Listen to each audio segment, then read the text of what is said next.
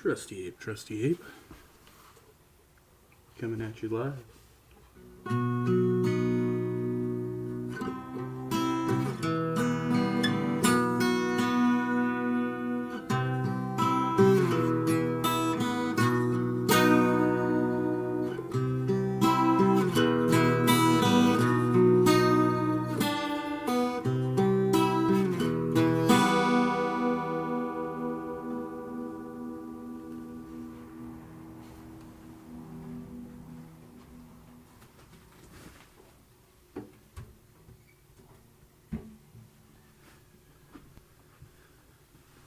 Hope everybody's having a wonderful Sunday so far.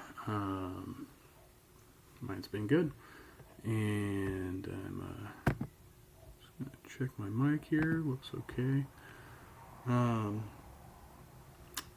So yeah, my plans kind of fell through for today. So I decided I would finish up this video that we started. It's the reading work, I guess, Marx and the Devil, or the Devil and Karl Marx. I can't remember exactly what that one's called. Wait, it'll tell us here. Oh yeah, so it's called The Devil and Karl Marx, the work that he's reviewing here apparently. But in our last segment, the pastor here, whose name escapes me, at the Barabbas Church from San Diego, said Marx is the devil. That was actually something he said. So we're just going to kind of finish up with this, and I intend to get through it here. So I may speed it up to, actually I think I will speed it up to like 1.25 just in the interest of time. So how do we do that? I don't remember. Welcome to everybody, past, present, and future, and yeah, we'll jump right into it here. People say dumb things. They don't know what they're saying. That's the whole point. This call to total transformation resonates today among cultural and sexual Marxists. While very different from classical Marxists in their cultural sexual as opposed to economic thinking, they bear a crucial commonality with their forebears in this ongoing objective to fundamentally transform. How? I know what a cultural Marxist is, but what is a sexual Marxist? Sexual Marxist? Sexual Marxist is not a formal term, but describes the intersection of Marxist analysis with issues of sexuality, gender, and social relations. It involves examining how capitalism, class structures, and power dynamics influence and shape sexual behavior, identity, and inequality. This includes analyzing the commodification of sexuality, the impact of private property on family and gender roles, and state control over sexuality, as well as advocating for liberation from sexual oppression through a revolutionary class-based framework. So, just kind of using the theory there. And he's kind of talking about how Marxism plays into forms of critical theory. By criticizing, deconstructing everything that exists, and especially, primarily, first and foremost, traditional Judeo-Christian values and institutions. So what we're saying is the new Marxists today are cultural sexual Marxists. So this is beyond what Marx had envisioned. The original ambition of an economic class-based revolution failed miserably. And so, instead, today's Marxists, so what do I mean by that? If you're like in the 60s, right, and you had a long-haired teacher who's talking about the communism, like, he was more just a fringe, pathetic communist, whatever, okay? Today, this is different. It's like Target. Well, in the 60s, I think we're still under McCarthy, no? Like McCarthyism. Did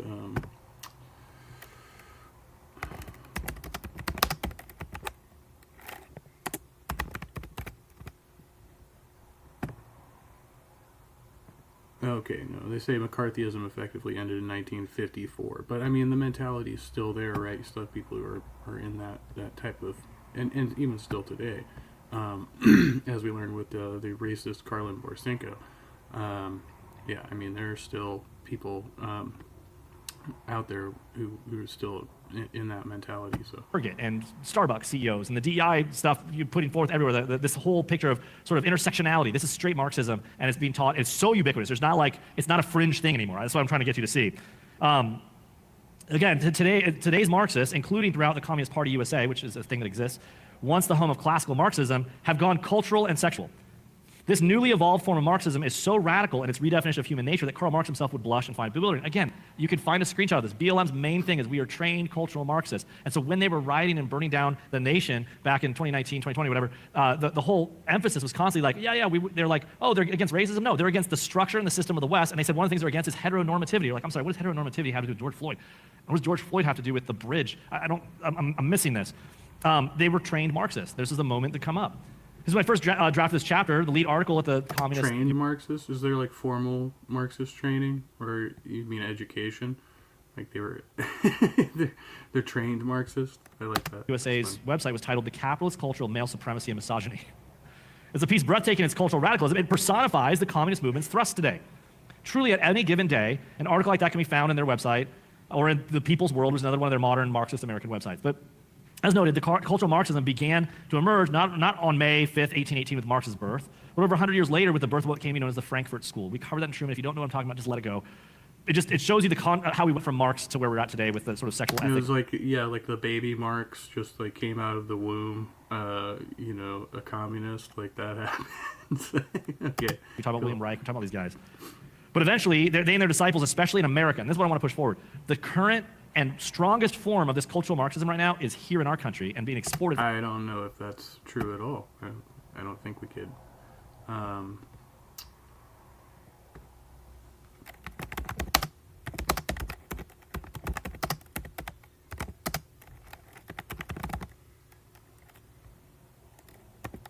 Spelling that right? I'm all. Nope, I didn't.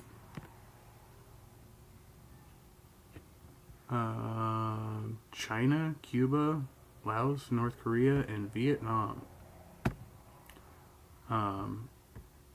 is where the AI says Marxism is most prevalent, and these countries are officially communist, obviously. So, kind of a.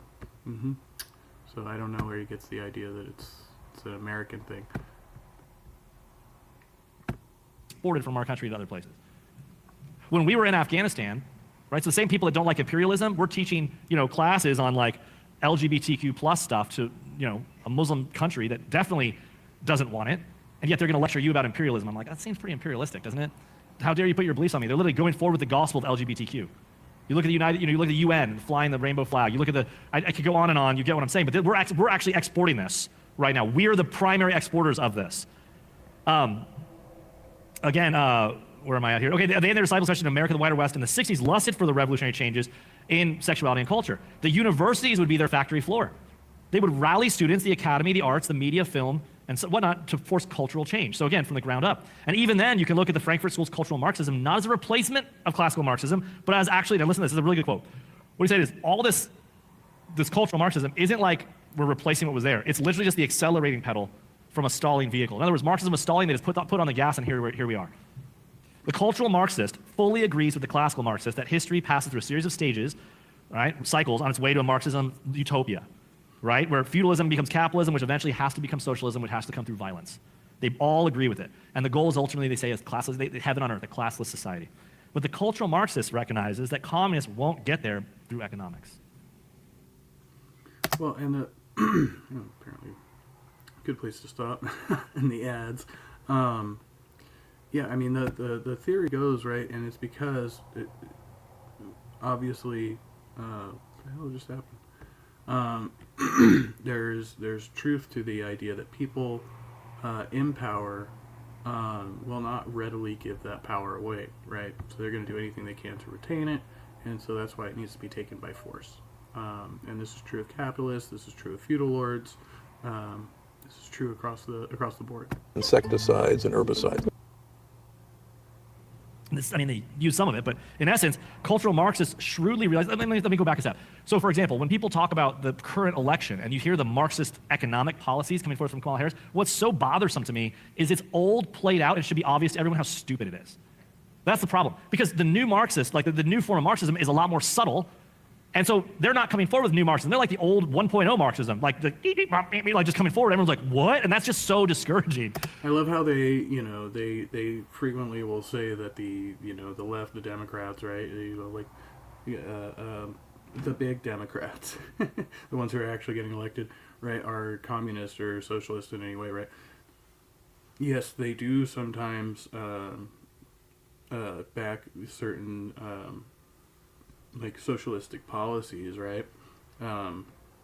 But that's, again, like we talked about last time, that's in response to the demand coming from their constituency. That's most people, whether they realize it or not, that those policies are that. Right, people who actually claim to be communist and socialist, like, you know, take the case of Bernie Sanders, you know, they're probably never realistically going to gain that much power. But yeah, the Democrat agenda is just to continue to toe the line, and they just move ever so slightly to the left, and everybody's like, "Oh my God, it's communism," and it's just not the case, right? In the case of the right, however, I do see it moving not so slowly towards fascist authoritarianism. You know, that's my perspective. But yeah, I mean, most people in that school of thought, you know, of the actual far left, would say that the Democrats are really just centrist. So. But it's the cultural Marxism that's the gnarliest of all. In essence, cultural Marxists shrewdly realized that the classic Marxists would utterly fail to take down the West with an economic revolution, right? After World War II and capitalism kept going. You know, capitalism always blows away communism, right? China has, you know, Hong Kong. I mean, there's a reason they use Hong Kong. The masses would choose free markets, and cultural Marxists understand that revolution requires a cultural war, not an economic war. So this isn't me saying, this is them. So whereas the West, certainly America, is not vulnerable to a revolt of the downtrodden trade union masses, it's eminently vulnerable when it comes to, say, sex or porn. In other words, yes, the trade union guys that are just basically said to everybody, the longshoremen who basically bullied America and were like, we can hold you hostage, so we will, give us 70% more money. Or we, you know, that's, I guess, the Marxist revolution, but it's hard to see it as a revolution when the guys make like Talking about unions, yeah, I think that was actually part of Marxism. a year and gold chains. The real revolution is not going to be about wealth redistribution, not obviously, right? You know, that's not going to work, but put the bourgeois in front of a hypnotic or seductive screen and it'll be putty in your hands, is what they're saying. It wasn't until leftists came to dominate the institutions that they'd be able to convince enough people to support their literally stupid revolution. Part of his thesis was manna from heaven for many left-wing Western intellectuals. And so it goes to this guy named Greg Gramsci and how he began with this idea of critical theory. And essentially, they needed the heirs of this guy, and I'm just kind of summarizing this for you, need to frame the seemingly benign conventions of our society as systematic injustices that have to be exposed. So that's what I'm saying. This is new. So like before 2008, you didn't hear a constant barrage of articles, a constant thing, largely the internet wasn't in your face constantly, it's a separate article, but of things about how, you know, I don't know, stop signs are racist, or bridges are racist, or, you know, Merry Christmas is misogynist, or how wreaths on a door, or we should stop calling them manholes, but people holes. And I'm like, I don't think that sounds good. Instead of like, we're like, amen, and a woman. I'm like, why would you say a woman? Like, it's just, none of that was existing, right? He's taking, like, probably some of the more absurd examples, right? But it's like, critical theory is actually much older than people give it credit for, right? Like, I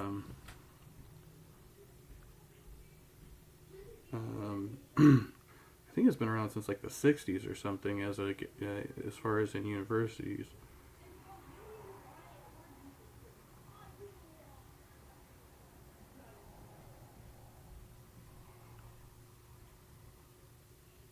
Oh, I mean, so originally, what he's talking about, the Frankfurt School, this is from like 1923, but when...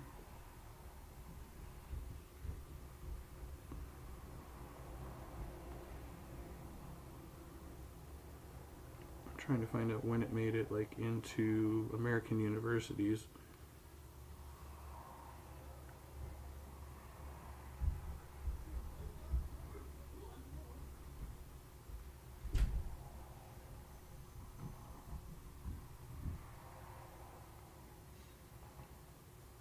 Yeah, so mid-1960s is what I'm showing here. So that's when critical theory became a thing in the American universities. Hey, my awesome life. Love you, girl. Right? Everything's offensive now. This is where this comes from. The Gramsci, this is the Marxist idea of criticize everything. Everything's oppressing you, and you've got to search for a victim. So there's no traditional institution that became off limits to the cultural Marxist left. And so in fact, it was... Oh, yeah, and so he's saying like about systemic injustice, right? there are things that were obviously there, right? They're baked into the cake, so to speak, right? But it's just a matter of having new language and like better ways of articulating it and explaining it, right? That we could be like, oh yeah, why would they have that, Confederate, a statue of that Confederate soldier still standing today? Like, doesn't make any sense. So, yeah, there's no reason for it. Like, are we, yeah, or people flying the, yeah, you know what I mean? Like, it's like, no, we actually don't need to, like, maybe put something in a museum or something like that, right? But, like, some people would disagree, but, like, the Germans still have a policy against having, like, unregistered, like, Nazi regalia and stuff like that. Right, you have to have a legitimate historical purpose for keeping it, right? Otherwise, basically you are a part of preserving, commemorating that ideology, right? Which has been shown to be terribly flawed. Now, I think maybe in the case of Germany, they might take it too far with some of their laws. I am familiar with like case of musicians. A specific group of musicians from Germany who had, one of them had been imprisoned for doing like the Hail Hitler salute on stage and some other stuff, but basically surrounding his ideology, they had put him in prison, and then he fled to the U.S., and they ended up extraditing him. But yeah, it was kind of a thing where it was like, okay, should somebody be in prison for that? Maybe face fines, other types of penalties, but should be put in prison for doing that? I don't know. Nonviolent actions, right? But it could be seen as something inciting violence. So I don't know. There's that too. Fact, it was so quote unquote critical that there was left of everything, and it would basically call itself critical theory. And that's what's so frustrating, is it's literally naming itself one of the key premises of Marxism. It's called critical theory. It's like destruction, to criticize everything. It doesn't build anything. So today there's entire academic departments and programs dedicated to critical theory and offshoots such as queer theory or gender ideology. Barack Obama's alma mater, Occidental College, is hardly an anomaly and boasting a department of critical theory and social justice, which at his website promises to instruct wide-eyed students in the principles of Marxism, psychoanalysis, the Frankfurt School, deconstruction, critical race studies, queer theory, feminist theory, and post-colonial theory. They like advertise that. Hey, you want to learn this? And you're like, why would you send your children here? Maybe that's my first lesson. If you're going to go to college, don't go to that. Don't go to Occidental College. How about that? There's a good lesson. Perhaps most frustrating, though, staying aghast at this destruction is that the typical Starbucks sipper redefining marriage and gender has no clue of their complicity in the Marxist revolution, right? They just don't understand that. Sam Gregg puts it well. He said, the worst part of Gramsci's legacy is that it's effectively transcended its Marxist origins. His outlook is now blank. See, and this is like completely overlooking the fact that, like, so, I mean, critical thinking, as it were, right, requires, at the highest level, like, we should be critical of the systems, the institutions that govern us, right? That is what we ought to be doing. Like, who looks at the system of power and says, you know what, I'm not going to criticize that today? No. And you yourself do it, right? You're just doing it to the other side. So, I don't even see how you could have a problem with this unless you're telling people, just don't think about it. Just go along with the way things are and don't think about it too much. And that kind of seems like the apologetics way, right? Like they will always say that you're overthinking it if you are critical of the Bible. If you're critical of any of these foundational institutions or whatever from Western culture, right? And he's attacking every one of them based on that you just shouldn't be critical of these ideas. Well, yeah, obviously we should, right? These inform policies and the way that society functions. And so we can always take a critical lens to that and say, hey, how do we make this better? How do we eliminate as much injustice as possible, right? Blankly taken as obvious, blankly taken for granted by millions of teachers, writers, and even churches. who have no idea that they're committed to cultural Marxism. Let me say this again and again. Every single church that put the black flag on their Facebook post was putting forth Marxist ideology. And if you did that, just admit that you were an idiot and be honest about it. Don't be like, oh, here's my reason for it. Like, we have to admit that you joined, you were the useful idiot. And some of you probably did. If you're watching this right now, I bet you put the little black thing on your Facebook when all that came up. If you did that, it's okay. It's like you don't have time to research everything, but if you don't know something, don't do it. That's all I'm saying, but don't be an idiot. And by the way, if you're like, well, no, it means other things. You're wrong, 100% wrong. Come up with a debate right now, I promise you. Like, be smarter than that, you know? That's the one thing that we see. In a crucial respect, classical Marxism and cultural Marxism. Why are you an idiot if you borrow a concept like, you know, Christianity, you know, borrows a lot of, you know, cultural rituals and practices from the pagans, right? Do we call them idiots? Well, maybe some people do, right? So this goes both ways. You'd be like, oh, well, you adopt that thing from somebody who you're not fully aligned with, if not, you know, juxtaposed to. But, you know, you can acknowledge that there is, you know, some usefulness or some, like, relevance, right? And adopt that concept for yourself. I don't see the problem with that. Cultural Marxism will always bear an essential enduring commonality. One that explains a lot about today's modern left. So in other words, like, you don't have to go on a revolution. You don't have to go out on the street, he, fi, fo, fum, we want to go against, you know, LGBTQ, some, like, you know, whatever. You don't have to do anything like that. You don't have to march. You don't have to wear, you know, you wear the gender hats, we're going to wear the non-gender. You don't do any of that stuff. What you have to be is normal and refuse to bow. That's it. And be joyful. Always be ready to give an answer. Normal, and by normal, he means complacent. He means passive, or in this case, passive-aggressive, right? Because they're not truly passive. But no, I'm not going to actually address the person that I disagree with and engage them in honest intellectual discussion, right? Instead, I'm just going to turn around and come back to this space and proclaim to be more normal than the other person, right? But you haven't actually proven that. You haven't proven that your way is the standard of normalcy, right? Just because it's the way it's been in many places for a long time doesn't mean that it's the only way to be, or that it's the best way, right?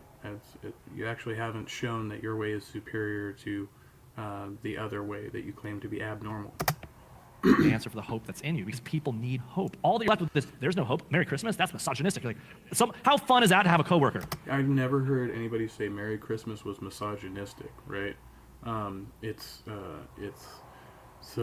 a holiday that, you know, obviously has been co-opted by Christians, and they put, you know, the dude's name in there. Christmas is, you know, Jesus, you know, Christ, whatever, right?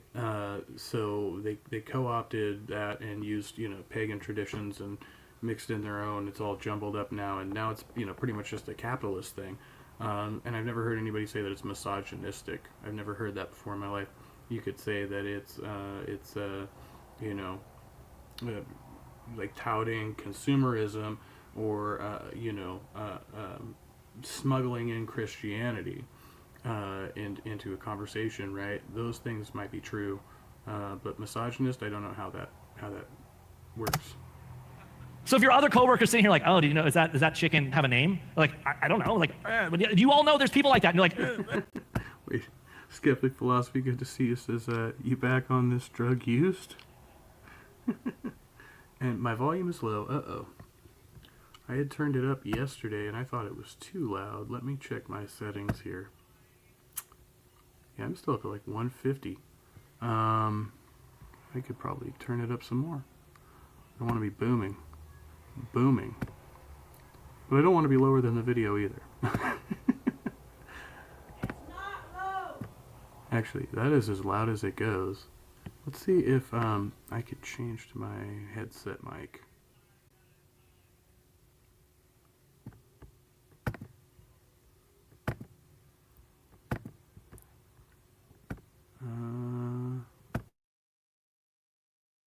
Is that better or no?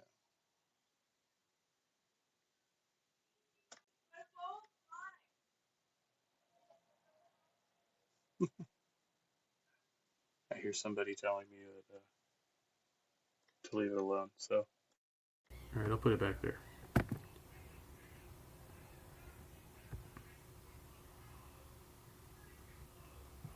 be at least half the volume of the video playing. Yeah, I would agree with that. Oh wait, you're saying, oh, it's lower than the video.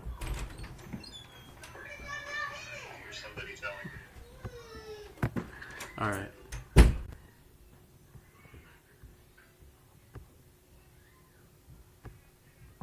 Where? Okay, that's all the comments.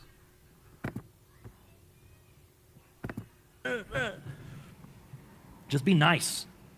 And when they say, why are you nice? I'm like, because I know Jesus. I'm like, well, you don't need to be nice to know Jesus. I'm like, I think you do. Anyways, both. We have all seen the devastating images in the news. Homes destroyed, loved ones lost. But on a Both classical Marxists and cultural Marxists see history as a series of struggles that divide the world into hostile antagonistic groups. Now, this is how you can spot Marxism. Here's the key, okay?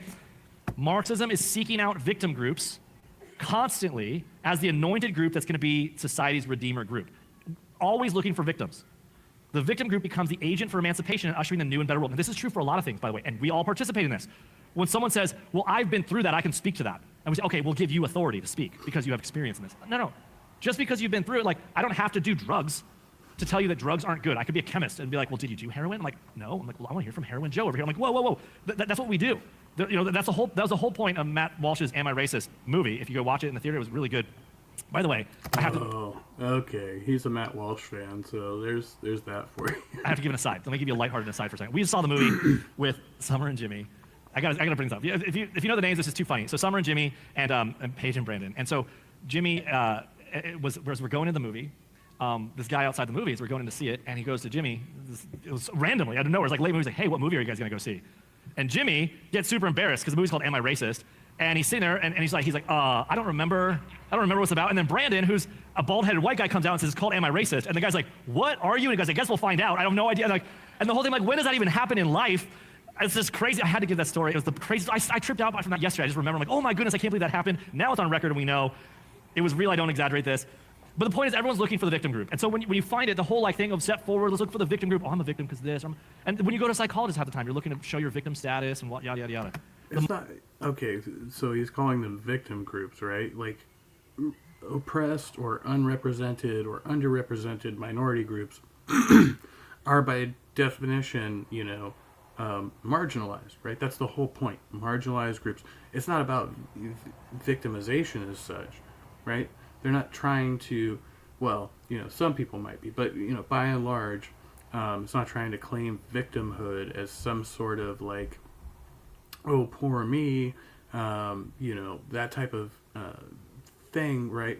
But seeking to, and once again, this is like the whole project is to correct for these errors wherever they might exist, right? And so you have to look at them honestly in order to even consider making a correction. But this mentality says, oh no, there's no problem here, right?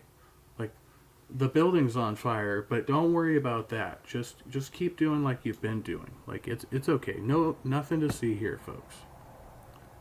I did jack my mic up a little bit. Hopefully that worked out. Skeptic Philosophy says it is crazy that he calls them this. Quote, he hath put down the mighty from their seats and exalted them of low degree. End quote. I take it that's a biblical quote. Over and over we get these Bible verses about the meek and not the strong. Yeah, and the meek shall inherit the earth. Yeah, so for a Christian, I mean, that's, you'd think. But no. He needs to, protect his own class, affluent white males. The Marxist always is on the search for the newest victim class, which in turn must always be made aware of its victimization. Its consciousness must be raised. Let me say this again. I'm not saying like counseling and psychology. I'm not saying it's evil, and I'm not saying it's wrong in every sense. But most of the goal, even in trauma counseling, is to help anoint you as a victim to give you power. And by the way, the Bible rejects that. The Bible does not give you power as a victim. Our Savior was a victim, and he went willingly through it. And his argument is we are more than conquerors through Christ. And so if you go to psychology things so you can anoint yourself a victim to give yourself power, you are in a den of devils. And you want to persist there, enjoy your unhappiness. I'm sorry to be so hard, but I'm like, that's what we got. In classical Marxism, it was simple. The victim group was identified through class and economics, right? The factory worker. But today in cultural Marxism, it's not as simple. The culture's always changing, so you have to find victim groups constantly. You got to search anew for victim groups. One day it might be women, the next year it might be like little people, this is the little people, right? He's like, now you can't call them that. It's victims, victims, victims everywhere. You kind of go through this idea. What do you say? Davis, this one person who's running, who twice ran the It's communist. referred to actual, like, vertically challenged people. He's like, but no, we can't call them. No, yeah, because they're like, well, there are like medical conditions associated with them, and if you don't know, like, there's a difference between,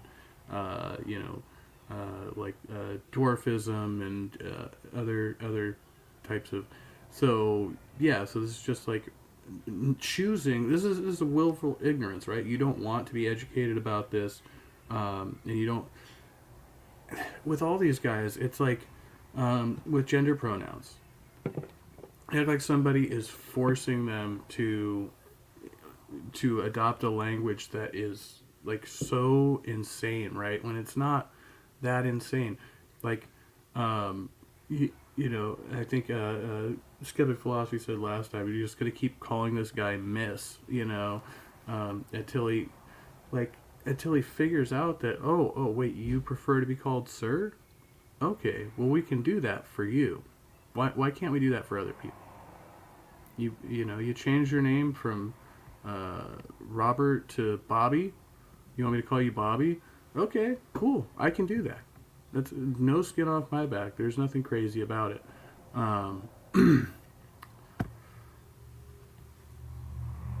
Yeah, Skeptic Philosophy says now he just wraps it up to the victim group, and this is borderline prosperity doctrine. It's more like power dynamics in Jesus. Yeah. How do we keep our white Christian nation, from being destroyed by these Marxist, queer critical theorists? Communist Party USA's presidential ticket. So this person named Davis ran as a communist, and in 1979 was actually awarded the Lenin Peace Prize by the Kremlin in Moscow. Didn't mention their communism, but she did mention LGBTQ. Not Marx, but Manny. Not Bolshevism, but transgenderism. She spoke not about class, but about culture. And the reason why, she knew she would find allies, not in railing against property rights, but in ranting for marriage rights. And that's the tack throughout the modern communist movement. If you go to the About section of the People's World or the Daily Worker, you're going to hear them all talking about cultural workers and so on. So instead of factory workers, they're saying, we got to deal with the cultural workers. When they're looking less for factory workers and cultural workers, when Obama was a community organizer, he's getting together, the idea would be in the past, you get together the poor people. Now it's like you're getting together the victim groups. And that's really where we got the identity politics that we have today in this level. Truly, it did not exist in this level. Poor people are a victim group. I mean, if you're calling them that, right? It's another. Although poor people, as a generalization, incorporates many of those other marginalized people, and that's part of the reason that they're marginalized, right? They're kept economically subservient to the capitalist. Level until after, it was really in the 2012 campaign when Obama won by cobbling together a bunch of victim classes and then basically getting them to hate the white man. And then what's weird is Biden comes in and stands behind a red background and talks about how white men are the enemy, and like it's so weird. But today's Marxists in America and the West are toiling hard. Did Biden ever even say that? I get it. Hard. They're working diligently, right, on the cultural front, and that's where they're confident they can finally take down the West as Judeo-Christian bedrock that Marx and a long line of disciples look to smash. The most critical link in this between cultural Marxism and classical Marxism of Lenin and the rest is found in the very name that cultural Marxism is assumed in the academy. In a way, it's so frustrating. It's willfully deceptive, and that's the choice critical theory. That's when you hear the word critical theory, it's literally Marxism. It's 100% Marxism. And it's so obviously Marxism. Okay, so no. Biden repeatedly identified white supremacy as a significant terrorist threat, but he acknowledged racism as an institutional problem. And he said something about white man's culture at one point, but never at any point said white men are the enemy. That was a misquote, mischaracterization.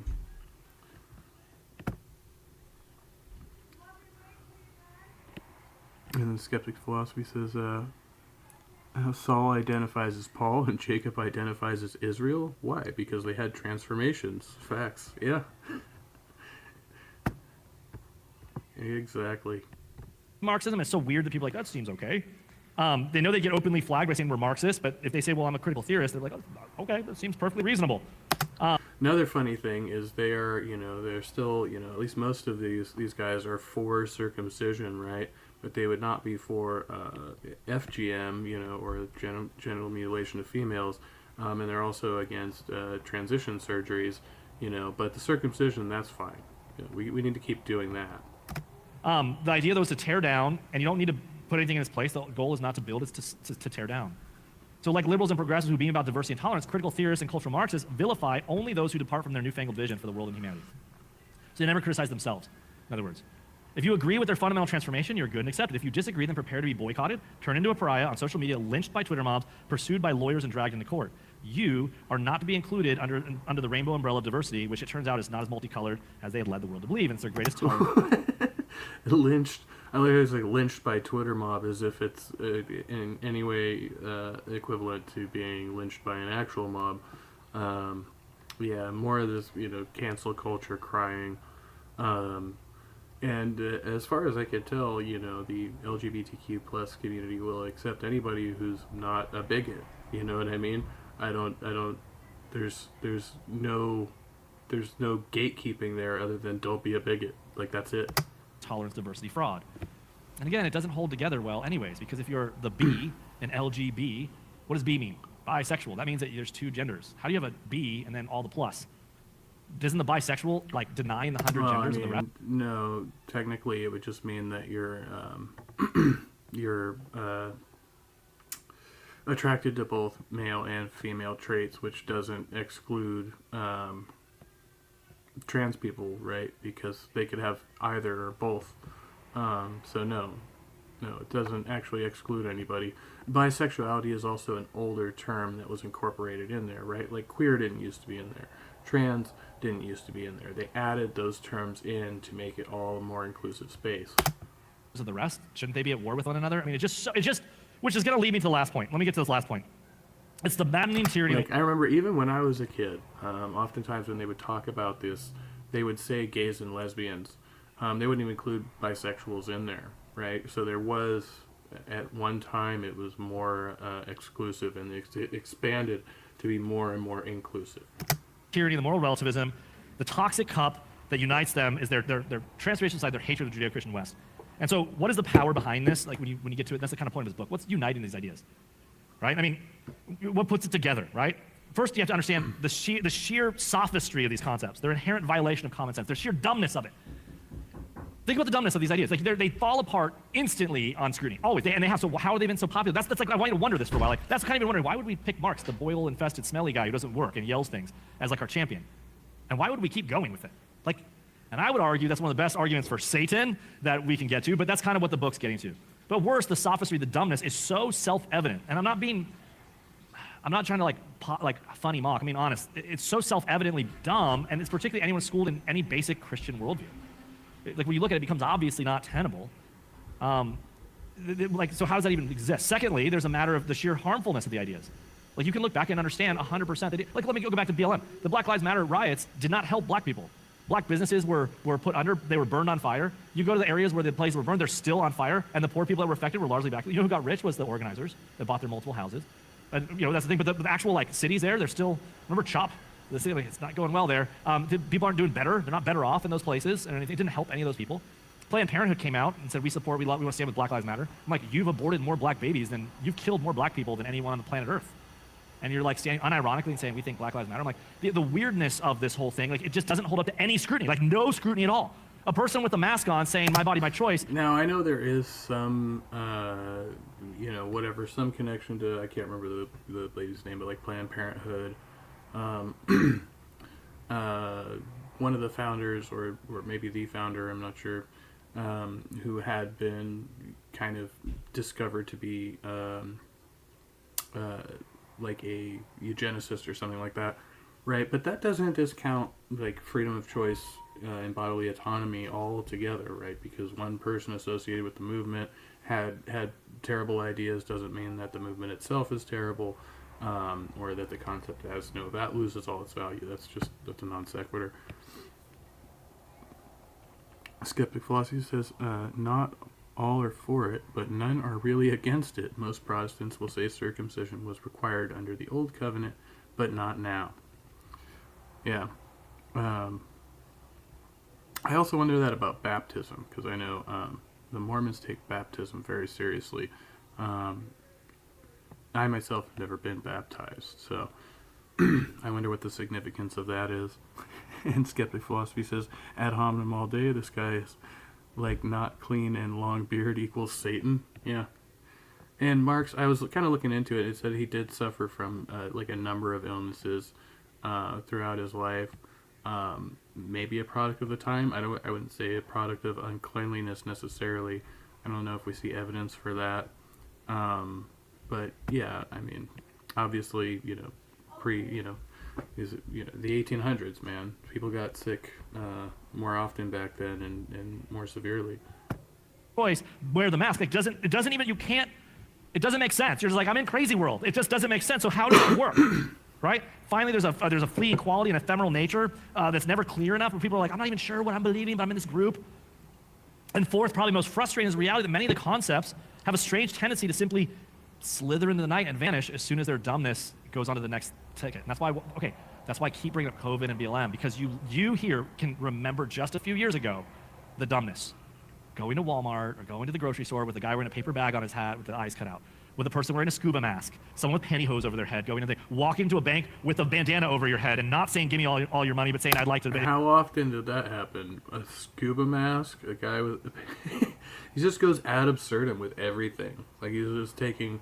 If these are true, they're the most absurd, extreme examples of behavior, right? When all that was said during the pandemic was like, hey, like, be mindful of other people, wear a mask, right? Be considerate. They're like, oh my God, it's mind control. They want me to cover my face. People are still freaking out about this. It's crazy. Dude, get over it. Like, just get over it. It's called, being considerate towards your fellow humans and not just being, not being a selfish asshole. Like to make a withdrawal. Like, we all did this because of the dumbness of these things. And then that same time when the riots happened, having scientists and academic advisors and politicians sign on a document saying we find no risk of COVID in the BLM riots. This pisses me off. I don't think they said, stripped table salt down to 2 minutes. They didn't say that exactly, right? They just said, and he's calling them riots, right? They're demonstrations.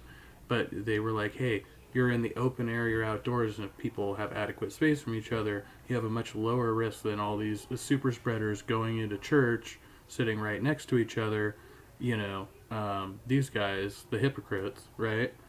But they're like, but if we can't go to church, then they can't demonstrate. No, that's not at all the way it works. Now, I mean, I would say there were some policies that were probably overly cautious during the pandemic. But, for the most part, it seems pretty straightforward. Like, this is just what we do to prevent people from dying when there's a new illness going around, right? And so, yeah, it's just weird, man. It's weird. COVID is woke. It's cool with it. So you just go, like, just the absurdity of all of these things blows the mind. And you live through COVID is woke. Skeptic Philosophy says you have to be baptized to get into heaven for most religions. And this comes from the you must be born of water and the Spirit verse. John 3:5 is the basis. Okay. And John was otherwise known as John the Baptist, right? So of course he would say that. Like, that was his business. Live through it. And so you can't argue it. You're just like, I don't know what to say. The very fact that you want to even question it means that you're a heretic. And so you just shut your mouth, as we all did. Some of us. I mean, I didn't, but I'm here. So whatever. But what happens, we just moved on. I mean, Tim Walz literally locked down churches and he could get elected as VP. Kamala Harris literally brought people out of, like, took the people that were rioting, and so she, like, bailed them out of jail. And publicly talked about it, just virtue signaled how wonderful she is going. She wanted to abolish the police. So she's not being punished. Like, no one's remembering. No one even remembers that she's the vice president right now. She's the change agent. What I'm trying to say is the most frustrating part about this is it just kind of slithers away. And you just, all right. And yet as soon as you're not looking, it pops up again, like a whack-a-mole. Same ideology has not gone away. And what's interesting is, I mean, for example, everyone thought that, Marxism was dead after the Cold War. But now the ideology has bounced back with a shocking appeal among a very high number of millennials who literally want to, like, ban speech, get rid of property rights, open borders, get rid of gender, marriage, and all the rest. So the question is, where's the allure? I mean, if you stop and think about, like... And they say, oh, well, they're getting rid of gender in marriage. No. Once again, this is just to make everything, the whole system, more inclusive. We can accept that there are more genders. We can accept other types of marital arrangement, right? It doesn't just have to be this one binary system that we've had forever, right? Where you're like, oh, there's one man and one woman, that's all you can do, right? No, we're saying no, there are more options out there, and it's not abolishing the original thing that was there. Those things are still fine, right? So where is the part where they're just destroying the idea of gender? Or yeah. Skeptic Philosophy says, a part of me says they should have let all the churches go to church. Let evolution work it out.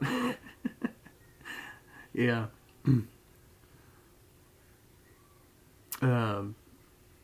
I think that's sort of what it's doing, you know. They kill their own, right? And then the ones that are left are the ones that are, you know, somewhat reasonable. And then Skeptic Philosophy said, well, John did not write it, though. It was not written until 110 AD, and we don't think it was called John until about 150 or so. Okay, yeah, got you. So it was a post hoc rationalization, of course, like so much of the Bible. Like The View, you're like, hey, if I was writing a story right now, and I'm like, hey, this one group literally likes to murder babies, and they like terrorists, they support the terrorists, oh, and they support the people tearing everything down and burning it. They want to protect the criminals that go to jail. They want to, like, why would I vote for that? Oh, they want to steal everyone's money. They want to make you poor, and they're open about it. How did, like that only? Because they want to. No. So he's talking about like when people say, "Oh no, we need to tax the rich." That's what he's talking about. We're not trying to make rich people poor, right? We want to level the playing field, right? Redistribution of wealth. It's not the elimination of wealth.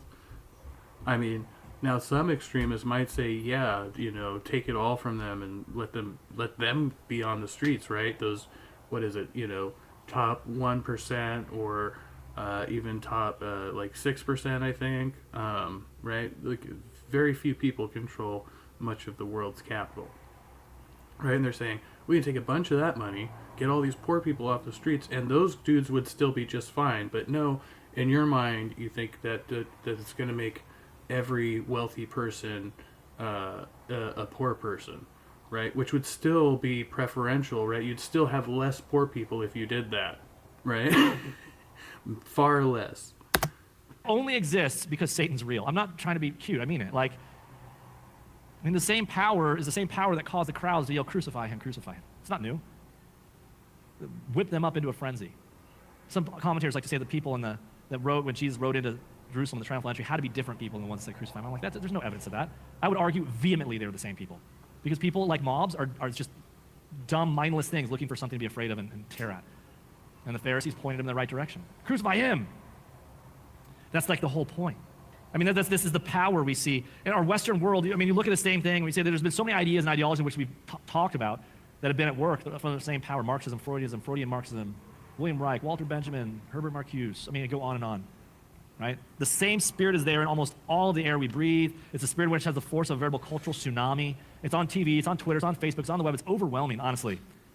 Our Western world is comprised of legions of sycophants to the anonymous power of changing moods in current fashion. Whatever the latest fads, no matter how contrary to the moral law and natural law, from redefining marriage, even redefining one's God-given nature. They're like, oh, a bearded man's going to go into your daughter's bathroom. You're like, I'm against that. Next year, it's like, I guess it's okay. Is he wearing a skirt? Okay. Who's driving the force? And we say no one. But no doubt it's the devil. That's what I'm saying. And I think that Karl Marx had a chilling understanding of this as he went forward. Finally, if you marry the mood of the spirit of the age, warned Fulton, Sheen, you will be a window into the next one. These fashions simply don't last. Sheen affirmed that we've got to have some principles that don't change to live by. In order to think well, you have to have principles that are independent of space and time. You need to know the word. These are the truths that we hold, the abiding truths, the first things, the permanent things, the enduring moral order. And individuals don't invent things anew. They're here. And it's a sacred duty. And listen, it's our sacred duty because we know the truth. We are people of the book.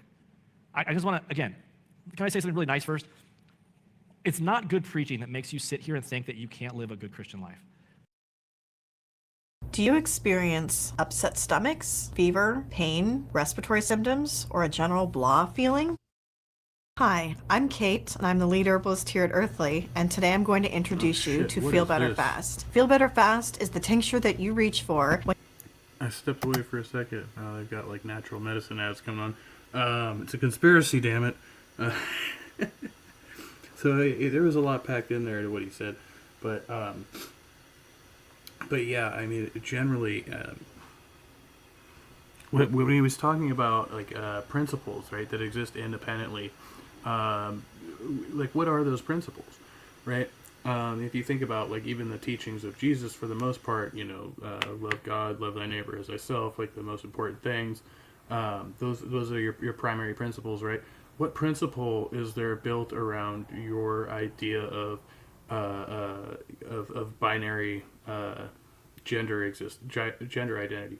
What principle is there in your idea of one man, one woman, when that wasn't even followed throughout the Bible, right? Where does that principle come from? Why is it so important to you? And how does it benefit humanity as a whole? And Skeptic Philosophy said, yeah, it's sick how radicals want change, like how Jesus was challenging the status quo. I mean, going against the government and religion of the time, that is of the devil. Preach. Yeah, these guys, they hate Jesus, man. I've heard other people say before, like, these are the people that would have actually crucified him. Same people, and now they claim to be his followers, but that's the truth of it. I know most of you guys are awesome Christians. Like, really, I mean, yeah, you fail, you blow it, you need Jesus. Okay, you're doing a good job in a lot of these areas. But let me just reiterate, though, like, the dumbness and the darkness out there, if you have a light, and you do, and you hide it, because you want to blend in, you're a coward, and you hate people. Like, be honest with yourself where you're hiding that. Be honest with yourself where you're putting that away because you don't want to stand out. You're literally... Who is he talking to? He's talking to the people who just want everybody to feel safe and included and represented adequately, right? They hate people because where's the logic? Jesus said you'll suffer, not because you're being a jerk, but because you're going to shine. No one likes the light in the darkness when they want to do bad things. And so you have to be a light, even when it's hard. And the darkness is so obvious around. It's so easy. It's so right there. This is the quote I was mentioning. He said, Chesterton says this, it's like driving a chariot with 6 wild horses driving on a mountain lane road. And on either side of the mountain, there's a ravine here, a precipice here, a chasm here, a pit there. And the thrill of following truth is to drive those horses straight down the line. That's the Christian life. Sheen set that image as a model against the ideologies of his day. I'm almost done here. He says this. Yeah. I was talking about this before, too, like the narrow path or whatever. So they always want to say, oh, it's a narrow path. And I dig it to a certain extent. All right, yeah, I know I get the self-discipline, being oriented towards a goal, all of those things can be positive, right? But I'm just saying there's more than one way to be that, right? And it doesn't always look like, what these Christians present. And I think, ultimately anybody who is a strong enough, is strong-minded and has a sense of willfulness, right, would be able to kind of orient themselves independently of all of this, flim-flam or whatever. Is that I think we're using old-timey terminology now, but yeah, it's gobbledygook. But I understand they want community. I don't understand how they don't understand that other people also seek community, and there's more than one community, which is, it seems like common sense shit. It's the easiest thing in all the world to be the rightist, a truthful person. But it's the easiest thing in the world to fall down to the right or the left, to be a fascist or to be a Nazi. All you got to do is tumble over. The easiest thing in the world is to be a leftist. Just fall over, let go. It's the easiest thing in the world to be an Aryan in the 4th, 5th century. It's the easiest thing in the world to tumble into some mood today. Very easy to be a communist, just simple as falling off a log. It's very easy to be a Nazi. All you got to do is fall onto the other side. So the great I mean, if all that's true, see, he slipped, communism in there, which is what he's implying here. But it's very easy to be a Christian in that sense. It's very easy to just fall in that line if you're in the United States, right? There's a lot of churches out there. Go ahead, take your pick. It's very easy. The great romance of truth, therefore, consists in going to the straight line, knowing the pitfalls, driving the horses of truth directly, and seeing all these errors and moves prostrate and fallen and forgotten, but driving ahead, reeling but erect. That's the romance of thinking. That's the joy of truth. It's the joy of knowing Jesus, who is the truth. Karl Marx and his minions hated religion. It halts their essential project to fundamentally transform. To borrow from Marx, the hellish vapors still rise up around us. To what extent do those vapors emanate from the Prince of Darkness, who sold the blood-dark sword about which Marx as a young man waxed poetic? The one that unerringly stabbed within the soul that went mad until the heart was utterly changed and the soul forfeited heaven by choosing hell? Hellish vapors indeed, Marx saw something there. If Karl Marx might have erred his way into one insight of value for understanding this damnable mess, maybe that was it. Our duty must be to struggle against those hellish vapors, to not breathe them in. We must battle against and expose the powers of darkness that continue to pervade this modern world. And to that end, next week we'll turn to that. But for now, let's pray. God, thank you so much for this book. We'll skip that one. Don't need your prayers.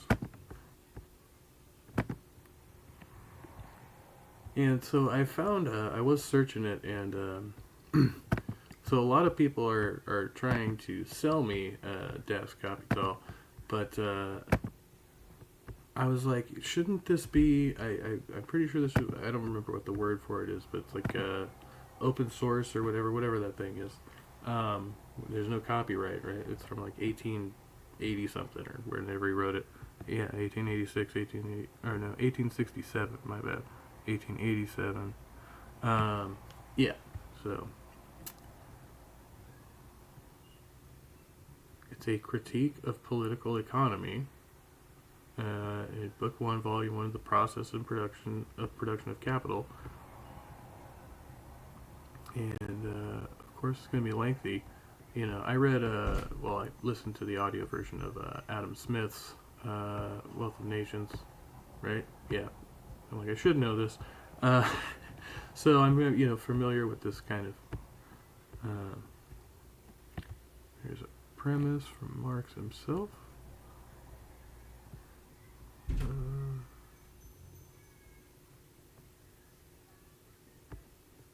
So yeah, I won't read all this now, but I was like, okay, I know there's got to be a PDF, and there was, so we found it. And maybe eventually we'll get to know it. Anyway.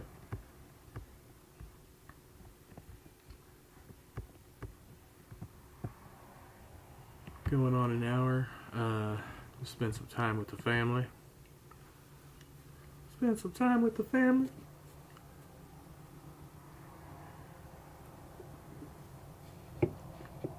See, that guy at Barabbas Church, he's kind of a nut job.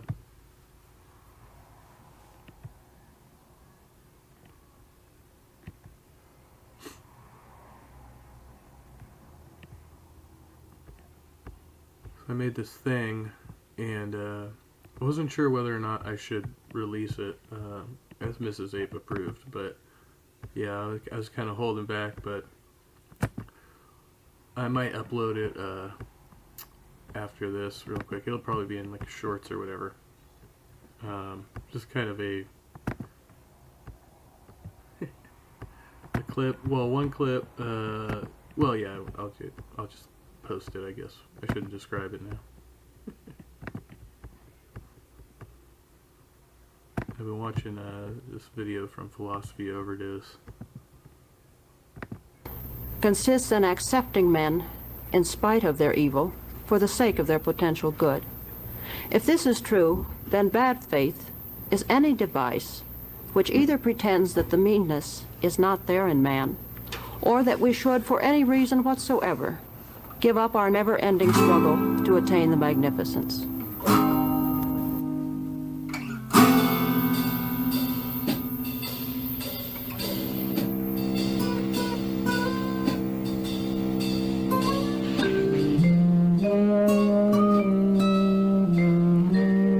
Yeah, I thought it was cool they did that with the, so anyway, this is the end of the thing, I suppose.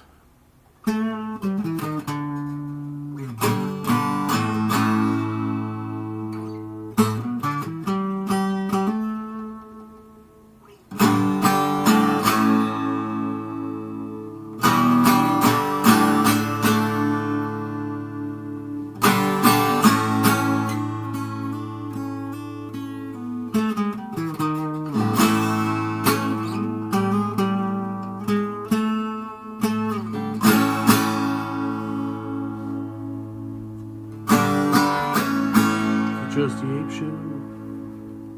Hope you had a good time. I know I did. Alright. And that's how we end the show. Thanks to Skeptic Philosophy and My Awesome Life in the live chat today. And anybody else viewing, past, present, or in the future. Much love, be well, and stay trusty. See you next time.